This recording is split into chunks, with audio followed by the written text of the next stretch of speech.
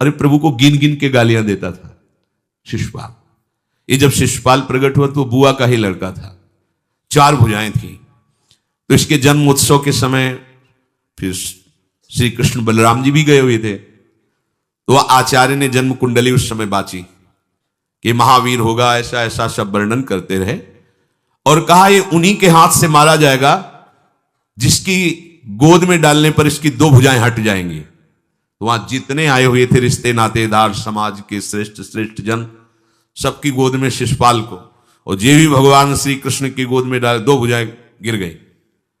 रो करके उनकी बुआ ने कहा कि मैं भिक्षा मांगती हूं कि मेरे बालक की आपके हाथ से हत्या नहीं होनी चाहिए, तो उनका 100 अपराध क्षमा करता हूं। तो उन्होंने सोचा 100 अपराध काहे को करेगा, का 100 अपराध तक मैं इसे बिल्कुल कोई दंड नहीं दूंगा, वचन देता हूं।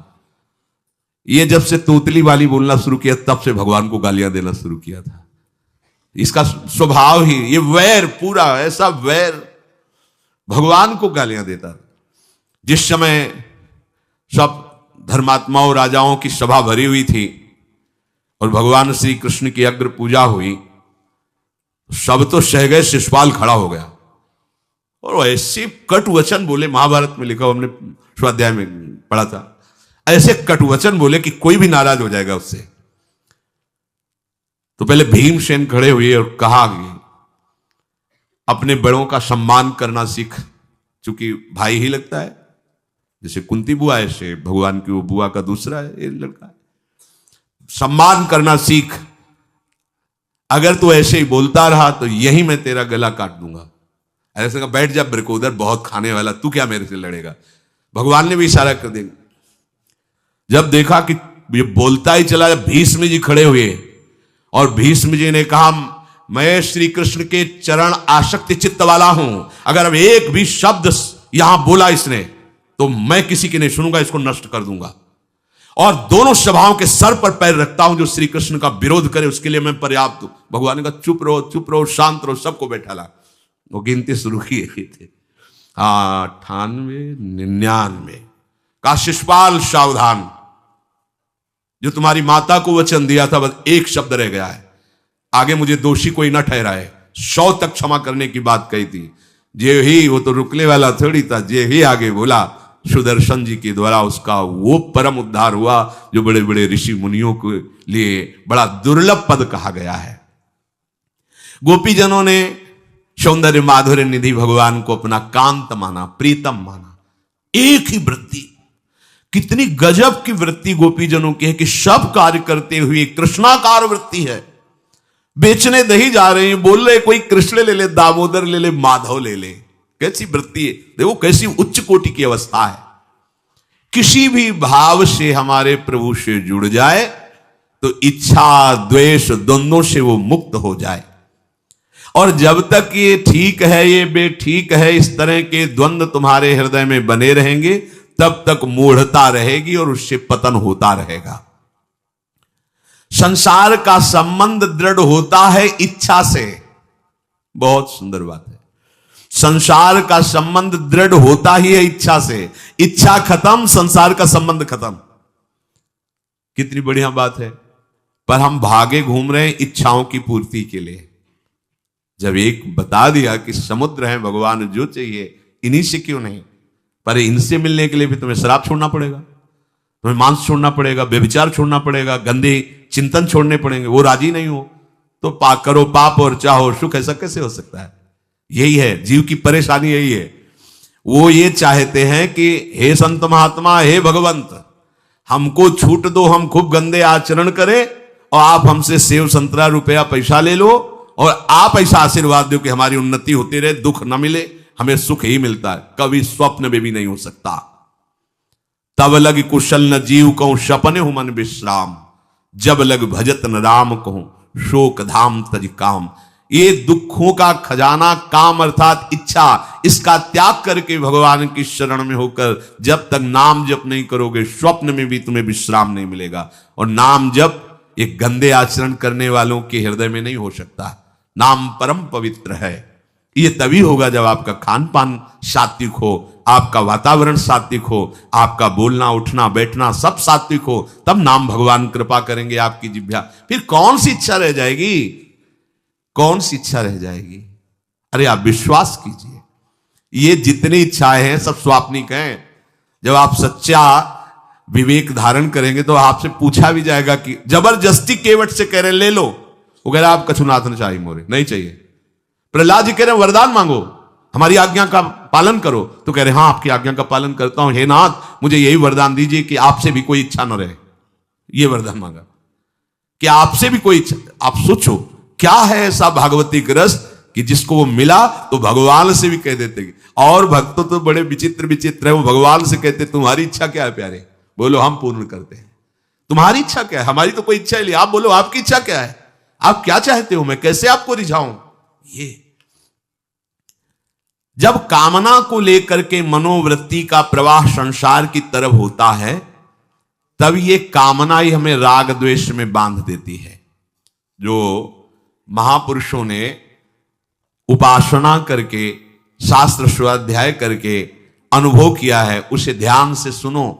इच्छाओं से बचने का उपाय, इच्छा ही आपके बंधन का कारण है, इच्छा ही जन्म मरण का कारण है। इच्छाओं से बचने का उपाय, कर प्रमाद मत बनो आलसी, करो सुचारु रूप से काम, अपना काम स्वयं करने में लाज बड़प्पन तजो तमाम।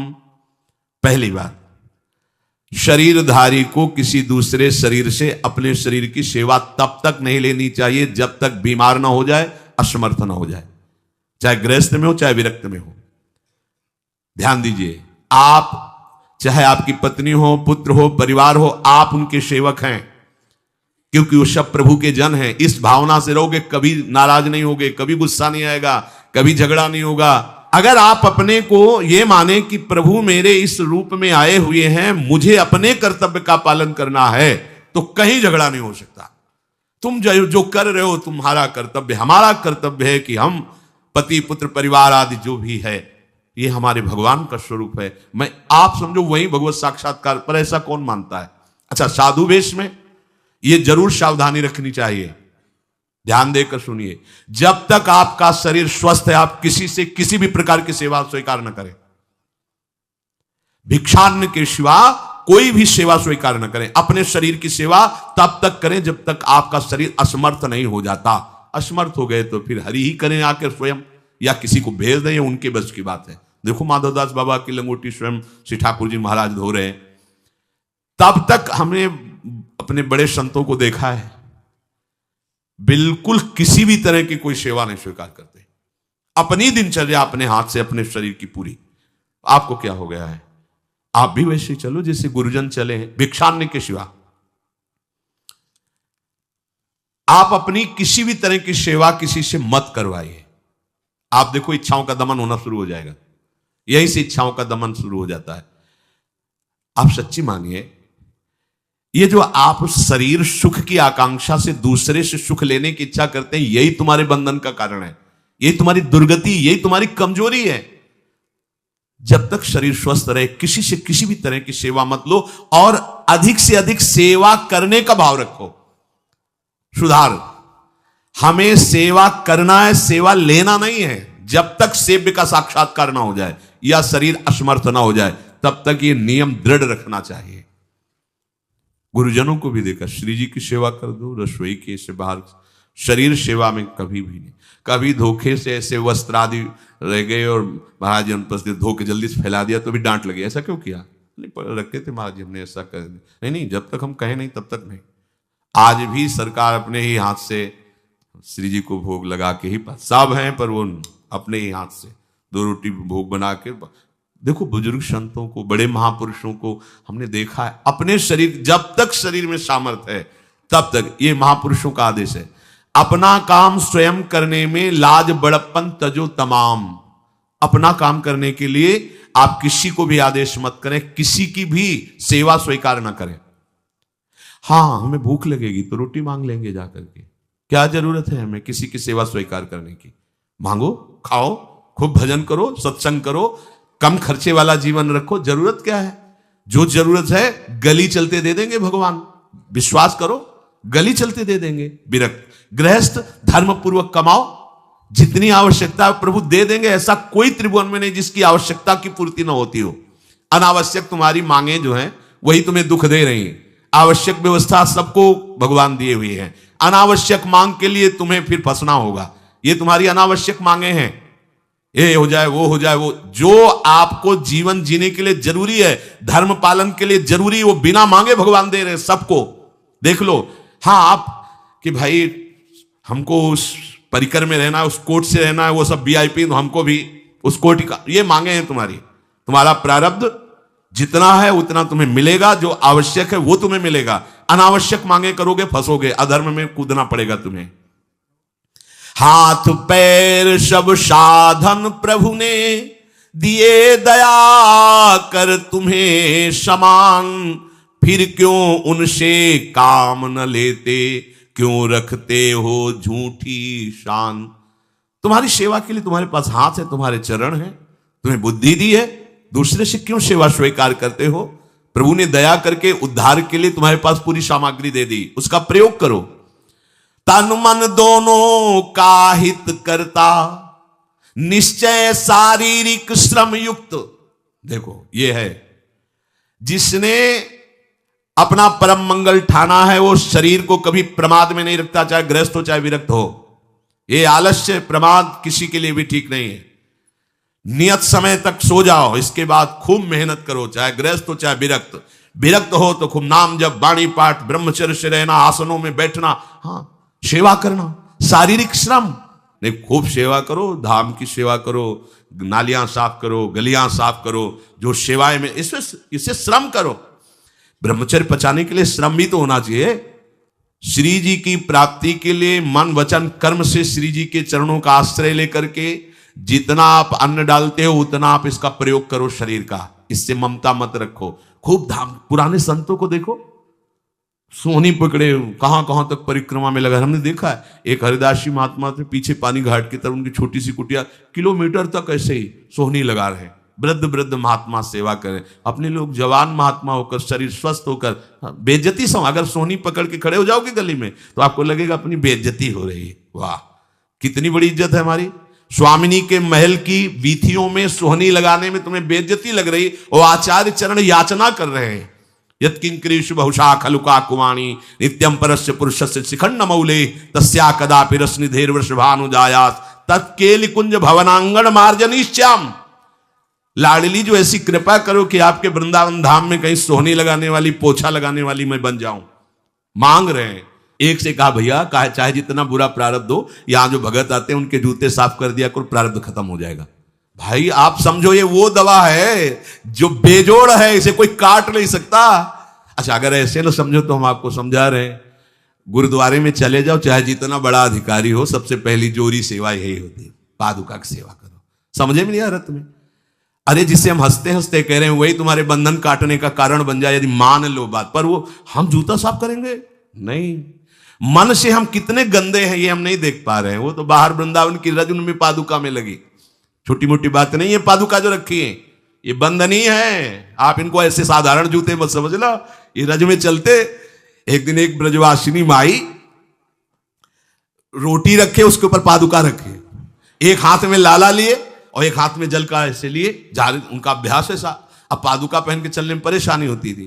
तो कोई एक संत थे और बाहर से आए हुए थे, तो हंस दिए हैं, कैसे बावरी है, रोटी के ऊपर जूता लगा। ऐसे में लोग कितने साल हो गए ब्रजवास करते हुए? वह कई वर्ष हो गए।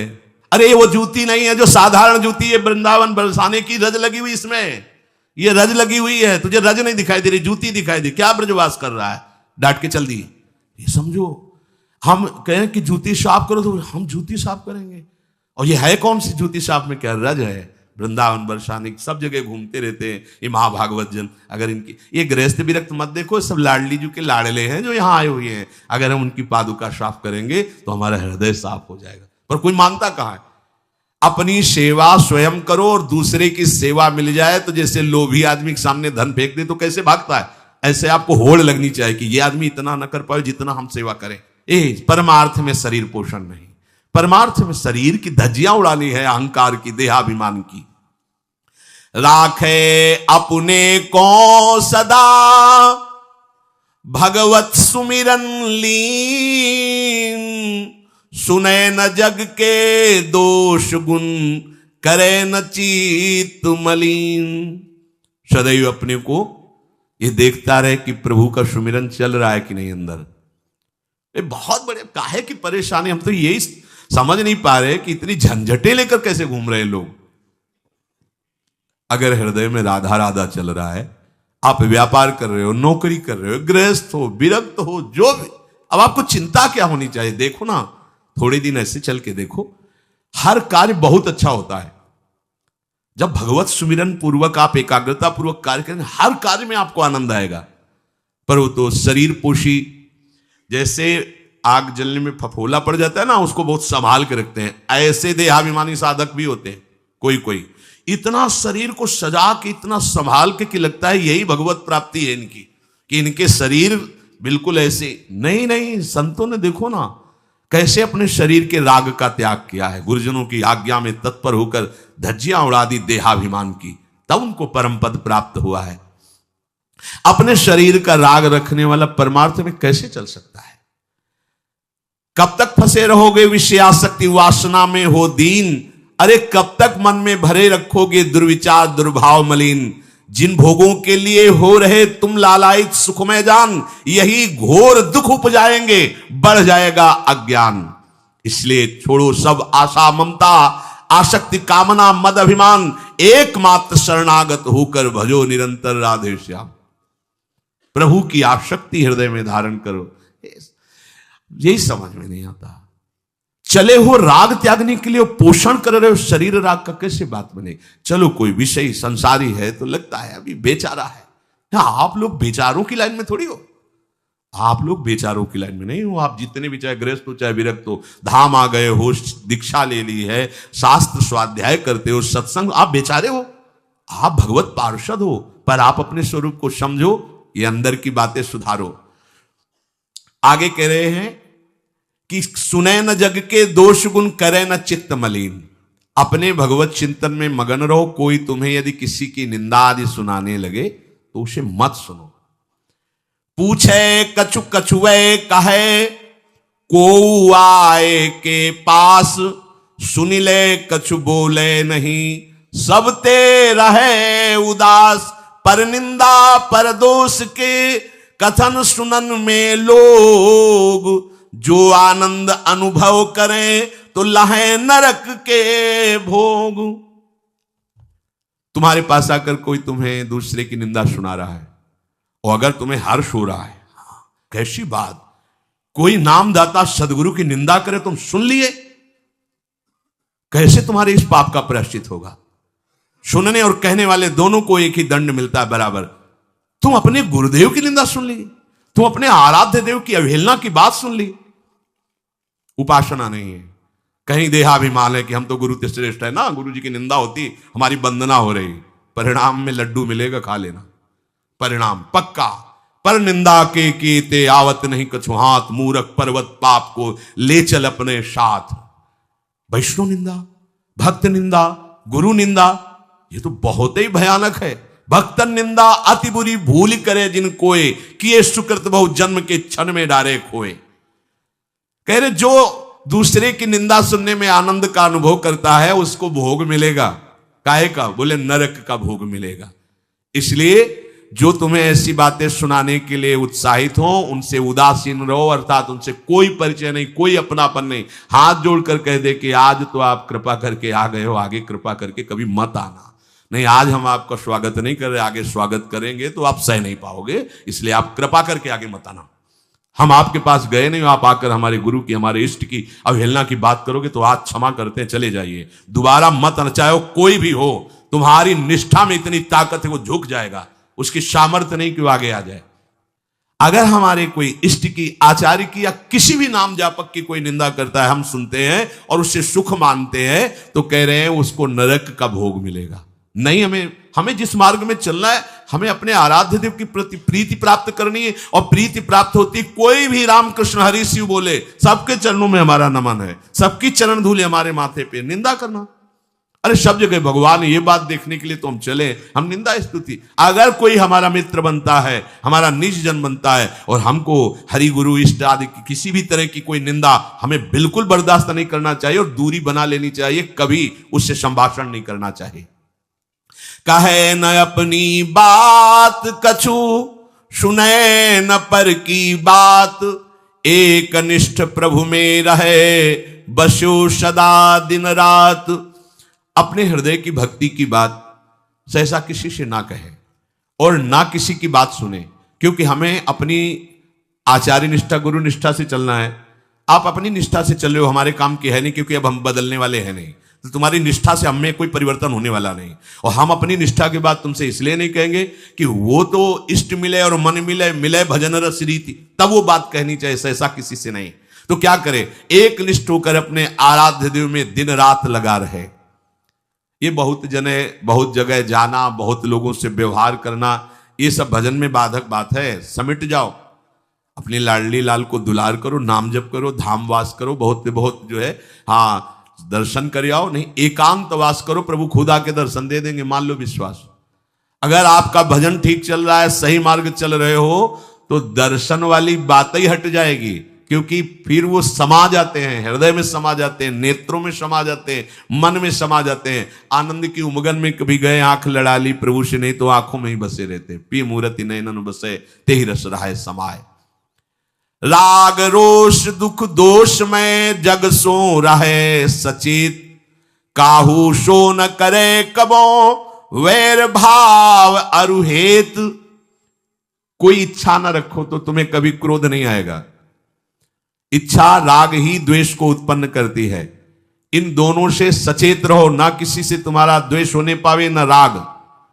कभी किसी से किसी भी तरह अगर झगड़े का, लड़ाई का अवसर आता है तो हाथ जोड़कर निकल जाओ, झगड़ा मत करो। उससे ये होगा कि आपकी वृत्ति बच जाएगी, नहीं तो वृत्ति द्वेष पूर्वक बार बार उसका चिंतन करेगी जब भजन में बैठोगे, और उसके प्रति अशांति, जलन पैदा हो जाएगी।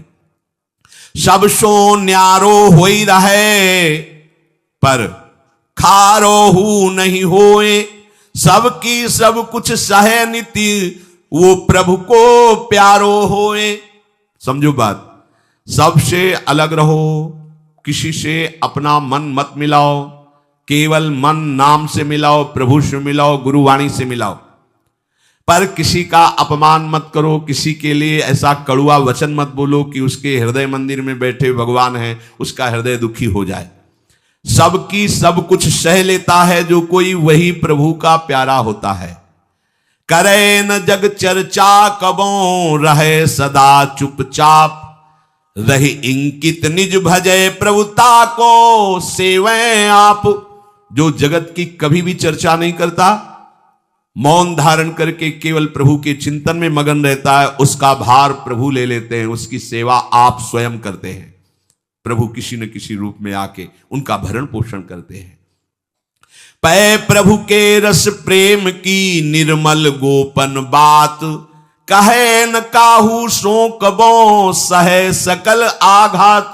भजन में जो तुम्हें आनंद आ रहा है, जो तुम्हें स्वप्न में कोई अनुभूतियां हो रही या प्रगट में कोई अनुभूति हो रही, कभी भी किसी से भी वो बात ना कहे, क्योंकि ऐसा कहने से तुम्हारे भजन में विघ्न पड़ जाएगा। सारी की सारी बातें पचा लो। जैसे तुम गुप्त रूप से गलतियां करते हो, कभी नहीं बोलते हो, लेकिन कोई भी भागवती की अनुभूति छोटी सी भी होगी तो सभा में बोलने का मन होगा, क्योंकि उससे हमारी प्रशंसा होगी, अहंकार का पोषण होगा। बिल्कुल नहीं। भजन संबंधी कोई भी आनंद की बात, कोई भी भगवदानंद अनुभूति कभी किसी से न कहे, एकदम छुपा जाए। अगर कोई ऐसा कि हमने तो ऐसे लक्षण आप में देखे, हाँ नहीं ये तो ऐसे ही तुम्हें हंसुआ, हमारे अंदर ऐसा कुछ नहीं। कोई भी भागवतिक वृत्ति कहीं अपने में आरोपित करके प्रदर्शन का कार्य न कर दे।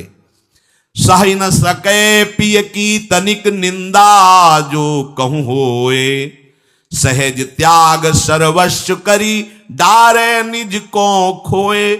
यदि अपने आराध्य देव की कोई निंदा कर रहा हो तो वहां सहन न करे। सही न सके पिय की तनिक निंदा जो कहूं हो। संत शंभु श्री पद अपवादा कही सुनीतास मर्यादा काटी जीवता जो बसाई श्रवण मोदी न चले पर आई।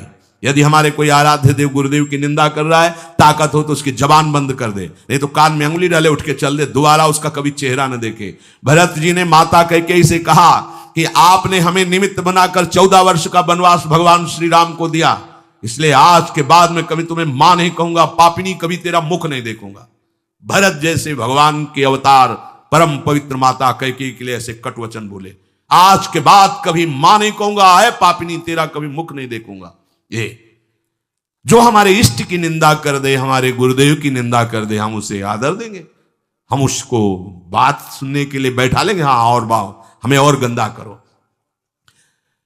सहज त्याग सर्वस्व करी डारे निज को खोए, अपने अपनत्व को अपने आराध्य देव में सहज समर्पित कर दे। या जग में जाके हृदय ऐसो प्रेम समाए, हरिता को अति चाव सो रखें सदा अपनाए। इस जग में जिसके हृदय में ऐसी निष्ठा होती है तो हरि उसे अपना मान करके फिर स्वयं उसका भार लेकर इस संसार में रखते हैं, अर्थात उससे वही कराते हैं जिससे जग मंगल होता है।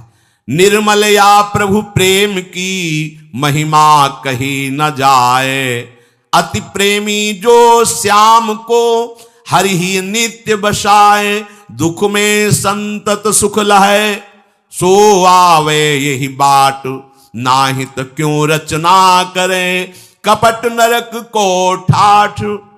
जो निर्मल भगवत प्रेम है उसको कहा नहीं जा सकता, वो अनिर्वचनीय है। ऐसे निर्मल प्रेमी महात्मा के हृदय में श्याम सुंदर निरंतर वास करते हैं। इस निर्मल प्रेम को जिसे प्राप्त करना हो तो कमर कस ले, दुख का मार्ग है, इसमें दुख में चल करके महासुख में पहुंचा जाता है। कह रहे दुख में संतत सुख लहे, सो आवे यही बाट। भारी से भारी विपत्ति अपमान तिरस्कार में भी जो सुख का अनुभव करते हुए भगवत भजन करते रहते हैं, वो जाते हैं उस महासुख परमानंद में। नहीं तो कह रहे ना ही तक क्यों रचना करे, कपट नरक को ठाठ। फिर ये बातें बनाने से नरक ही मिलेगा, भगवत प्राप्ति नहीं होगी। इसलिए इच्छा और द्वेष का त्याग करके अपने आराध्य देव के निरंतर चिंतन में मगन रहो। भजन का फल है अपना अस्तित्व मिटा देना, कोई भी इच्छा ना रह जाना। तो श्री भगवान स्वयं उसके हृदय में बैठ करके सब योगक्षेम का वाहन करते हैं। जैसे अहंकार से हम सोचते हैं ये हम नहीं करेंगे तो कैसे हो जाएगा, तो पूरी सृष्टि तुम्हारे करने से हो गई है क्या? जिन्होंने एक संकल्प में अनंत ब्रह्मांडों का सृजन पालन और लय करते हैं, करते रहेंगे, उन प्रभु को पहचानने के लिए मनुष्य जन्म हुआ है। यही परम कर्तव्य है, हम भजन करके उनमें लीन हो जाएं, उनको जान जाएं, तो महान दुख से हमारा छुटकारा हो जाए। सदैव वस्त्र पवित्र रखे, शरीर को पवित्र रखे। ये पशुओं जैसा आचरण करने वाले भजन नहीं कर सकते। ये जो कहते हैं ना भजन में मन नहीं लगता, पवित्रता चाहिए। अब ऐसे पशु की तरह शौच हो लिए, उठे चल दिए, ऐसे नहीं। पवित्रता शौचाचार का निर्वाह कीजिए। लघुशंका भी जाइए तो जल लेकर जाइए। इंद्री का प्रक्षालन, फिर हाथ का प्रक्षालन, फिर 3 बार आचमन, राधा वल्लभ श्री हरिवंश, राधा वल्लभ श्री हरिवंश। जैसे शास्त्रीय विधान में केशवाय नमः, नारायणाय नमः, माधवाय। पवित्र रहिए। देखो भजन कैसे नहीं होता। मिट्टी जल आदि से बाह्य शरीर की पवित्रता और छल कपट के त्याग से भीतर की पवित्रता बढ़ती है। गुरु से कपट ये सर्वनाश का लक्षण है। अगर तुम में कोई दोष है, गुरुदेव पूछ रहे हैं, तुमने ऐसा अक्षरशः जैसा हृदय में वैसा बोल दे जी, अब चाहे दंड दो चाहे क्षमा करो, ये आपका विषय, पर सत्य बात यह कि मेरे हृदय में ऐसी पाप वृत्ति थी, मैंने ऐसा किया या ऐसा करने का हमारे संकल्प बन रहा है। गुरु से कपट नहीं। अंदर कपट रखोगे मन मलिन हो जाएगा, भाग जाओगे, माया घसीट ले जाएगी। जो गुरुदेव ने उपासना दी है उसी का केवल अनुष्ठान। समय कहां आपके पास और के लिए? कहां समय है? प्रियाजू के सिवा हमारे पास समय कहां है? ऐसी दिनचर्या है, एक क्षण भी तो समय नहीं है, तो हम फिर और क्या अनुष्ठान करें? अपनी लाडली जू को हर समय देखते रहना है, दुलार करना है, नाम मंत्र वाणी जी का गायन, उन्हीं की सेवा में। गृहस्थी हैं तो जो व्यापार नौकरी उन्हीं के लिए समर्पित करें। इसके लिए बहुत सहन शक्ति चाहिए। ठंडी गर्मी, मान अपमान, निंदा स्तुति, परिवार वालों की अवहेलना, ये सब मिलेगा इनाम में। इसे सहो चुपचाप, इसके लिए रो मत। कैसे लोग हैं, रो देते हैं, शरीर की प्रतिकूलता में रो देते हैं। अरे आंसू श्री जी के लिए, सिर्फ प्यार में रो श्री जी के, और सब दुख मुस्कुरा के सहना सीखो। मौनम, वाणी को बहुत संभालिए। नाम जप के लिए मौन बहुत आवश्यक है। अगर बार बार थोड़ी थोड़ी देर में बोलते रहेंगे तो एकाग्रता भंग होती रहेगी, नाम में मिठास नहीं अनुभव कर पाएंगे। कभी कभी ऐसा होता है, ये जाम हो जाता है, बोलना भी चाहे तो नहीं बोल पाते, क्यों, क्रम टूट जाएगा। शाम के समय जैसे किसी से मिलना जुलना नहीं, तो तभी लोग पूछते मौन हो क्या, तो फिर नहीं मौन नहीं, क्या बात, इशारे समझ लो जो काम, चलो। क्योंकि अगर निरंतर मंत्राकार वृत्ति तो बोलने की भी हिम्मत नहीं रह जाती, पर वहां तक पहुंचने के लिए वाणी का मौन आवश्यक है। मौन का मतलब ऊं करना नहीं है, आवश्यक हो तो शब्द बोल दो, नहीं अधिकतर मौन रहने की चेष्टा करो। जो आपको मार्ग मिला है, कई बार वर्णन किया है कि सत्संग में जो शब्द आपको लगते हैं तो डायरी में लिखना चाहिए, या याद कर लो, बाद में लिख लेना जाके। और अपने लिखे हुए सत्संग के वचनों को रोज स्वाध्याय करना चाहिए। अमुक तारीख के सत्संग में ये पॉइंट, और उनको बार बार, ऐसा नहीं कि आपको ही कह रहे हैं, जहां जहां संत मिले जो जो बोले उनके सामने तो लिखा पड़ी नहीं, पीछे हट के लिखना। 2 डायरी हैं, एक सन्यास की है, एक वैष्णव मार्ग, दोनों को, गुरुजनों की, महापुरुषों की वाणी को एकदम एकाग्रता से सुनाओ। जब अलग हटे तो सबसे पहला काम, इस तारीख को इस महापुरुष ने ये शब्द बोला, और उन्हीं का बार बार स्वाध्याय करना। क्योंकि सब शास्त्रों में कहां हम दौड़े घूमेंगे, महापुरुष जन सब शास्त्रों का सार बोलते, उसे लिख लिया। सरलता, आपका जीवन सरल होना चाहिए। छल कपट द्वंद, मुख में कुछ और, हृदय में कुछ और, आचरण में कुछ और, यह दुष्ट पुरुष का लक्षण है, उपासक का, शिष्य का लक्षण नहीं है। दुष्टता का त्याग करो।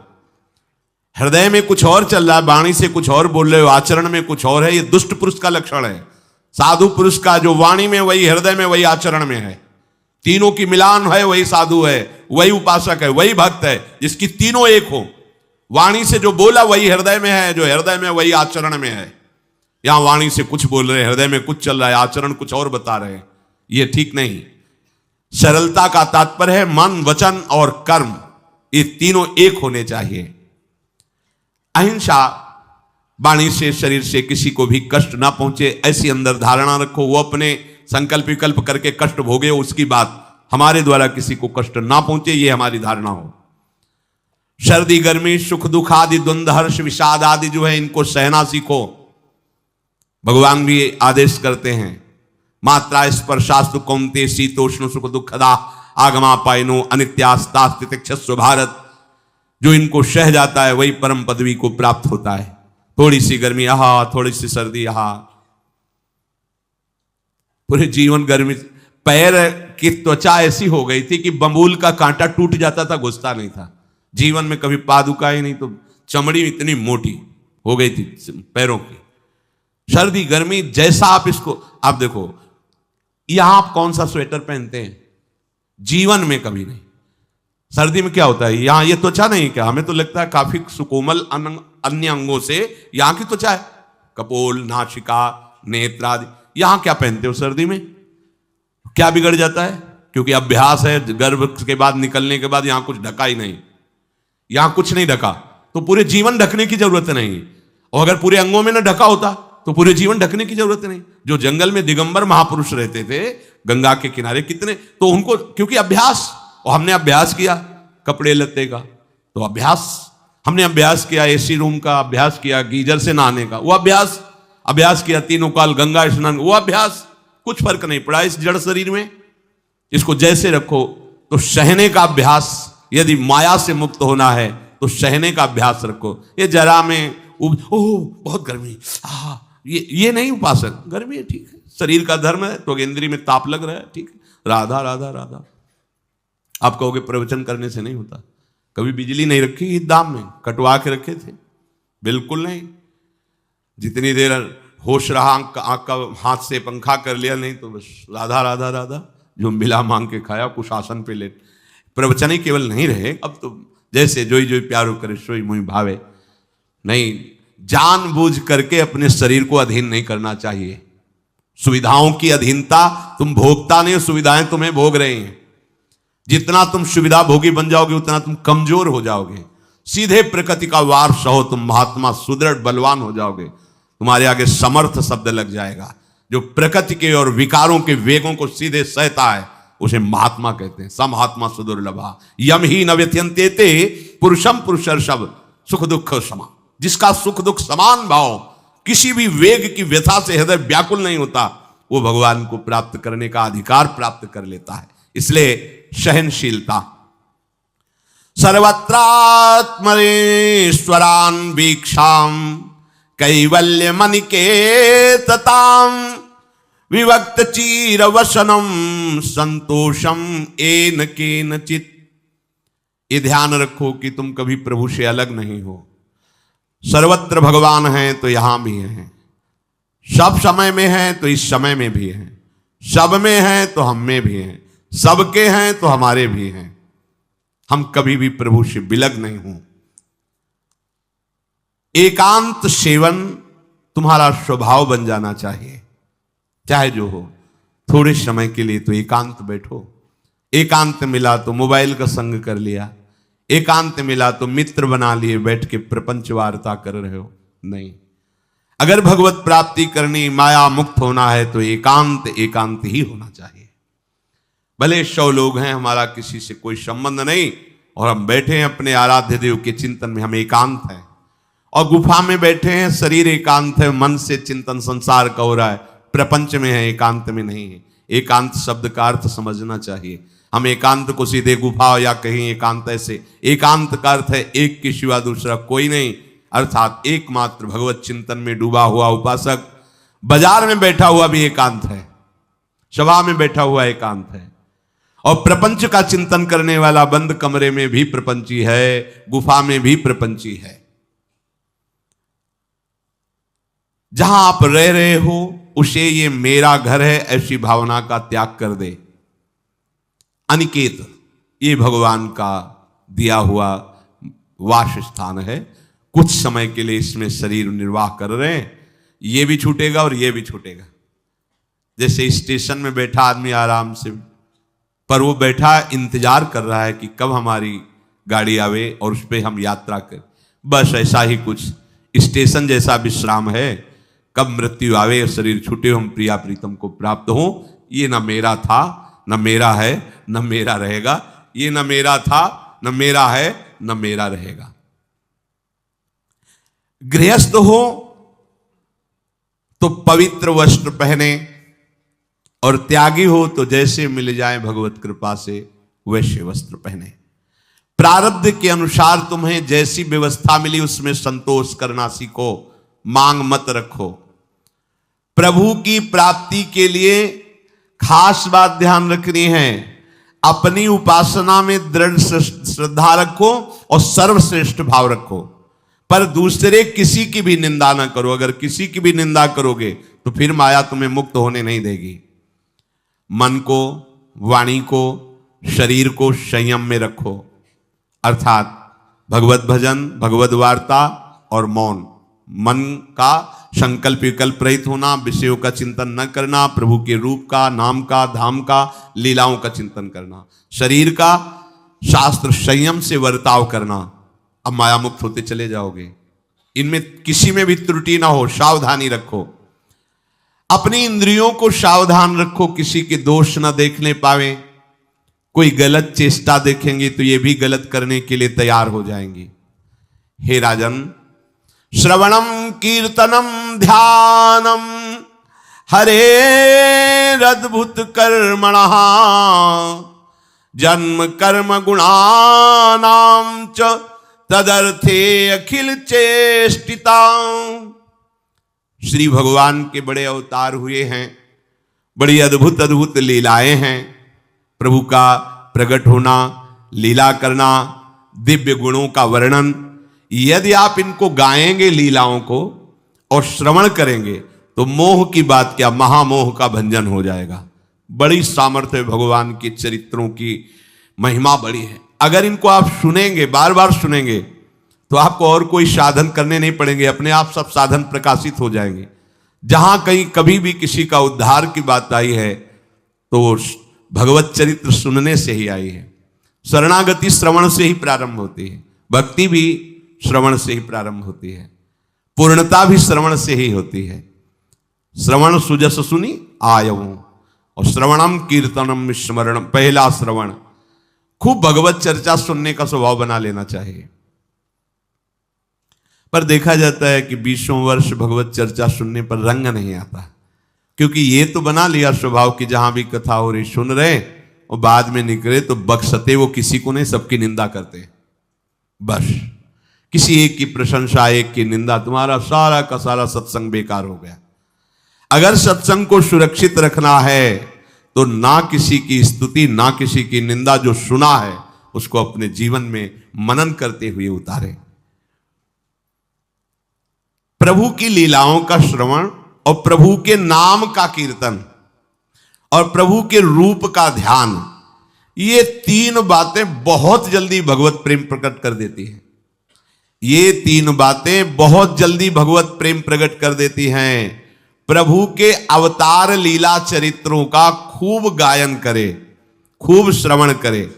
भगवान की अवतार लीलाएं भी हैं और प्रभु की प्रेममय निकुंज लीलाएं भी हैं।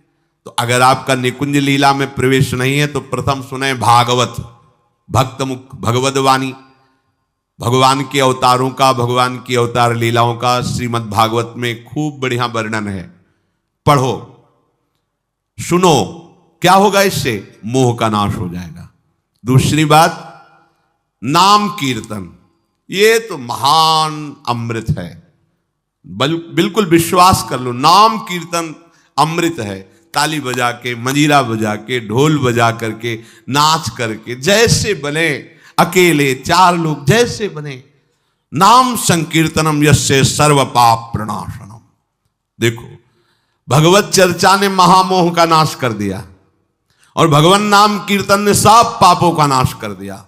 नाम संकीर्तनम यस्य सर्व पाप, सर्व पीछे बीच में जो भी जमा संचित क्रिम सब को भस्म करने की सामर्थ्य नाम कीर्तन। ये जो राधा राधा आप बोलते हैं, बहुत अमृत है, बहुत अमृत। और प्रभु के रूप का ध्यान, ये तीन बातें बहुत जल्दी माया मुक्त कर देंगे, आपको भगवत प्राप्ति करा देंगे। प्रभु के रूप के ध्यान के लिए ही दिव्य श्यामा श्याम ने बिहारी जी का रूप धारण किया। ये किसी मूर्तिकार की रचना नहीं है। श्री राधा रमण जी सरकार, राधा वल्लभ लाल जी महाराज, श्री बाके बिहारी लाल जी महाराज, ये साक्षात प्रगट ठाकुर हैं। प्रिया प्रीतम हमारी दृष्टि में सामर्थ्य नहीं कि देख सके, वो तो हरिवंश नेत्रों से देखे जाते हैं। निकष कुंज ठाड़े भय भुजा परस्पर अंश, श्री राधा वल्लभ मुख कमल निरख नयन हरिवंश।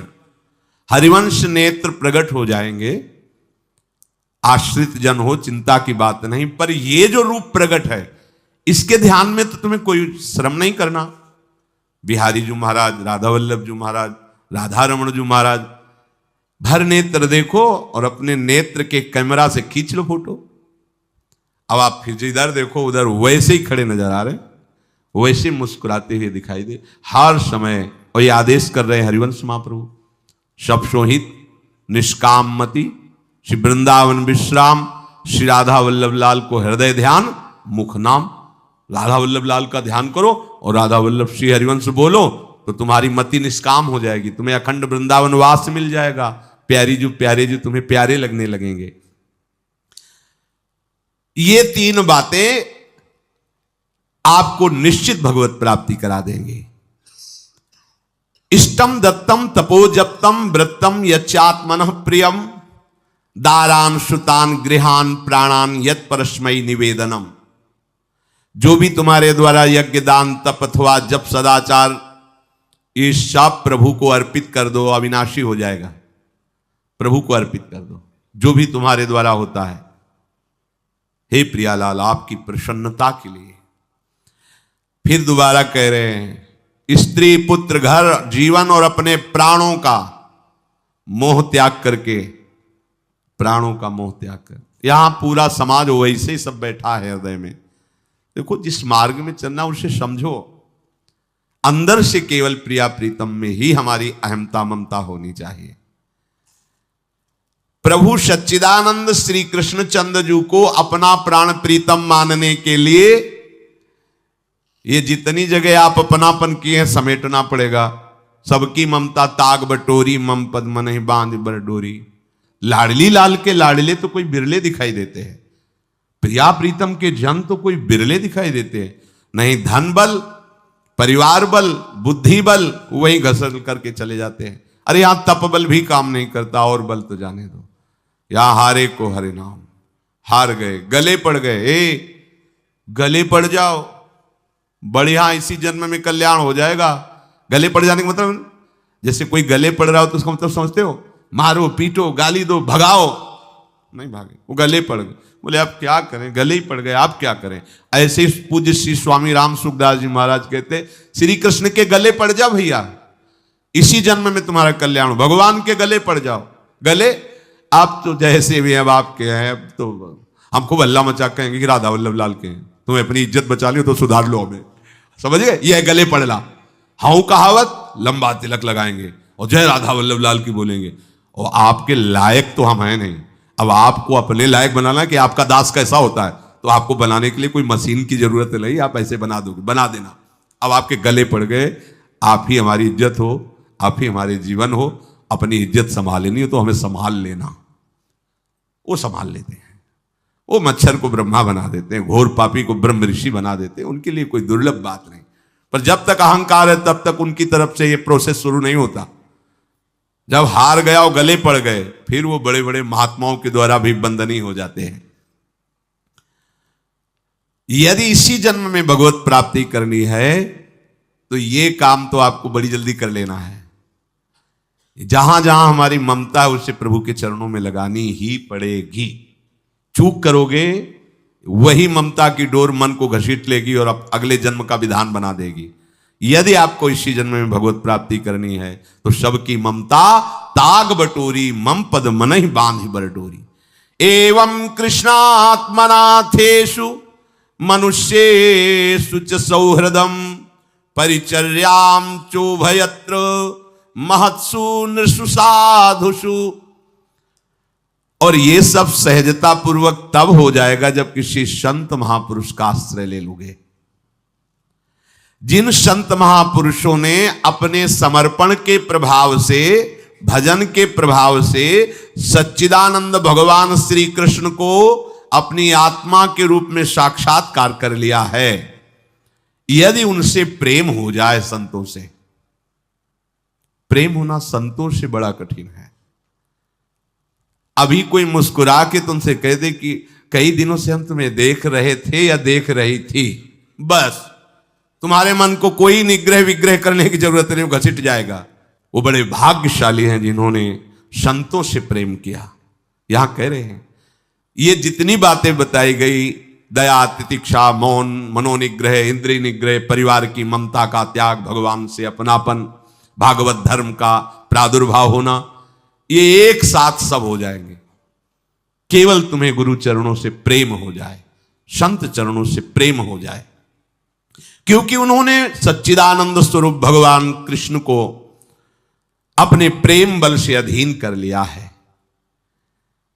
यदि परोपकारी संत जनों से हमारी प्रीति हो जाए तो हमारा स्वभाव बदल जाएगा। संतों से प्रीति है, ये तुम्हारे स्वभाव से परिचय मिलेगा। क्या? परस्परानुकथनम पावनम भगवद्यशः मिथोरतिर्मिथस्तुष्टिर निवृत्तिर्मिथयात्मनः। जब संतों से प्रेम हो जाता है तो स्वभाव बन जाता है क्या? भगवत चर्चा करने का। अपने लोग जब नई अवस्था में तो भिक्षा के लिए चले और आगे संत मिल गए, 2-2, 3-3 घंटे धूप में खड़े भगवत चर्चा हो रही, नीचे धूल जल रही, ऊपर से सूर्य ताप है और खड़े 2-2, 3-3 घंटे चर्चा हो। शाम की किसी बात पर छिड़ गई तो ये शास्त्र 12-1 रात्रि के बज रहे, वो प्रसंग पूरा और उसका निर्णय, रात दिन उसी की चर्चा। स्वभाव बदल जाएगा, कुछ और अच्छा नहीं लगेगा।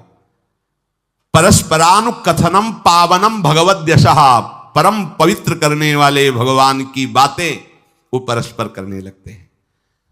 यदि संतों से प्रेम नहीं तो जहां दो मिलेंगे वहां संसार की वार्ता होगी। संत प्रेमी जब मिलेगा तो भगवत चर्चा होगी। ये पहचान है परस्परानुकथनम पावनम भगवद यशः। आपस में इकट्ठे होकर नाम कीर्तन करना, भगवत चर्चा करना, पर मिथोरतिर जो प्रपंची लोग हैं उनसे उनका संबंध नहीं होता। मिथस्तुष्टि जो भोगी लोग भोगों में सुख प्राप्त करते हैं, उपासकों को उसमें नहीं। जब भगवत चर्चा होती तो ऐसी तृप्ति होती, 1 घंटा चर्चा हुई, आनंद मगन हो गए, आहा आज हमें प्रभु का यश सुनने को मिला, आज भगवत भक्त का संग, हृदय पावन होने लगता है। आध्यात्मिक शांति का अनुभव उन्हीं उपासकों को होता है जो प्रपंच वार्ता न करके परस्परानुकथनम पावनम भगवद यशः स्मरन्तः स्मारयन्तश्च मिथौघौघहरं हरिं भक्त्या संजातया भक्त्या बिभ्रत्युत्पुलकाम तनुम। अब वो जो संत प्रेमी उपासकों ने ये व्रत ले लिया कि प्रपंच चर्चा नहीं करेंगे, केवल भगवत चर्चा करेंगे, तो अब क्या हुआ, बोले राशि राशि पापों का नाश हो गया उनके। आहा, वो ऐसे श्री कृष्ण स्मरण में रम गए, दूसरों को श्री कृष्ण स्मरण कराना, स्वयं स्मरण में रमना, अब उनके हृदय में प्रभु से प्रेम का उदय हो गया। अब उनके हृदय में जब प्रेम उदय हुआ तो क्वचित रुदन्त्यच्युत चिंतया क्वचित दशंति नंदन्ति वदन्त्यलौकिकाः नृत्यन्ति गायत्यनुशीलयन्त्यजम् भवन्ति तूष्णीं परमेत्य निर्वृताः। उनके हृदय की विलक्षण दशा होने लगी। वो कभी ऐसी घोर चिंता में डूब गए कि इतना समय हो गया अभी प्रियाजू का दर्शन नहीं हुआ, प्रियाजू हमसे बात नहीं किए, चिल्ला चिल्ला के रोना शुरू, शुद्ध नहीं मैं कौन हूं, कहां बैठा हूं, ऐसे ये प्रेम उदय हुआ। अब वो चिल्ला चिल्ला के रोना शुरू कर दे, हाय मैं किसके पास जाऊं, किससे पूछूं, कौन मुझे प्रियालाल से मिलाए, बस तड़पना शुरू। सोचते सोचते ऐसा रोना, बेशुद्ध स्थिति, उसी में देखते हैं अरे प्रियालाल तो गलबैया दिए हुए जा रहे हैं। बस ऐसा स्फुरण हुआ कि वो आनंद मगन हो गए, एकदम मन प्रसन्न, तन प्रसन्न, अभी शोकित थे अभी आनंदित हो गए।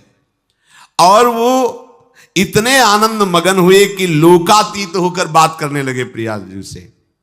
कोई है नहीं सामने, दिखाई नहीं दे रहा अन्य को, लेकिन उनके सामने प्रियालाल उनसे बात कर रहे हैं।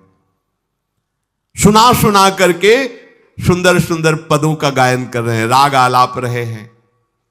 और राग में कभी ऊंचा नीचा स्वर की बात नहीं है प्रियालाल के लिए। फिर इतने आनंद में भर गए कि नाचने लगे, झूम झूम करके नाच रहे। लोगों को लग रहा है कोई है नहीं सामने, कैसे ना, ओ प्रियालाल सामने, प्रियालाल को देख रहे, प्रियालाल को पद सुना रहे, प्रियालाल के सामने नाच रहे।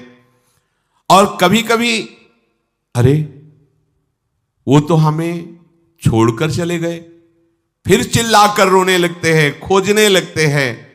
कभी कभी अरे वो तो मुझे हृदय से लगाए हुए, एकदम शांत समाधिस्थ, ऐसी भाव दशाएं उसकी होने लगती हैं। तो जो इस प्रकार गुरु की शरण होकर उनकी आज्ञा पालन करते हुए, संत जनों से प्रीति रखते हुए, परस्पर भगवत चर्चा करते हुए, नाम कीर्तन करते हुए, भगवत रूप का ध्यान करते हुए, प्रतिपल प्रभु का चिंतन करते हैं, उनको इस दुरंत माया से पार होने के लिए कोई कठिनता नहीं, वो सहज में पार हो जाते हैं। और पार ही होना है, दूसरा कोई सूत्र नहीं है हमारे पास, कोई अब मंगल का रास्ता नहीं रह गया। ऐसी आग में जलना, जीते जी जल रहे काम क्रोध की आग में, मरते समय मृत्यु, बार बार जन्म मरण, फिर प्रलय, फिर महाप्रलय, फिर जन्म मरण, कब तक चलता रहेगा। अब तो मनुष्य जन्म मिला है, वृंदावन मिल गया है, रसिकों का संग मिल गया, अब तो जीत जाओ बाजी। नहीं तो ध्रुवदास जी कहते हैं बार बार तो बनत नहीं या संजोग अनूप, मानुष तन वृंदा विपिन रसकन संग विरूप, अत्यंत उदार करुणा वरुणालय स्वामिनी की चरणाश्रय, निरंतर नाम जप, चूको मत, लक्ष्य बना लो। इसी जन्म में हमें भगवत प्राप्ति करनी, ये दृढ़ निश्चय कर लो आप, कोई दूसरी बात नहीं। मुझे इसी जन्म में भगवत प्राप्त करनी ही है, कोई दूसरा रास्ता नहीं है बचने का। बस दूसरा रास्ता रखोगे तो मन फिर फंसा देगा। बस भगवत प्राप्ति करनी, फिर चाहे जैसे बर्ताव करवाओ प्रभु आप जानो, एक बार हमसे मिलो, एक बार हमें इन द्वंद्वों से मुक्त करो, एक बार इन विकारों की जलन से मुझे ऊपर उठाओ, ये जन्म मरण का चक्र एक बार मिटाओ नाथ, फिर जैसा चाहो वैसा खेलो, ऐसा निश्चय करो। श्री राधा वल्लभ लाल की।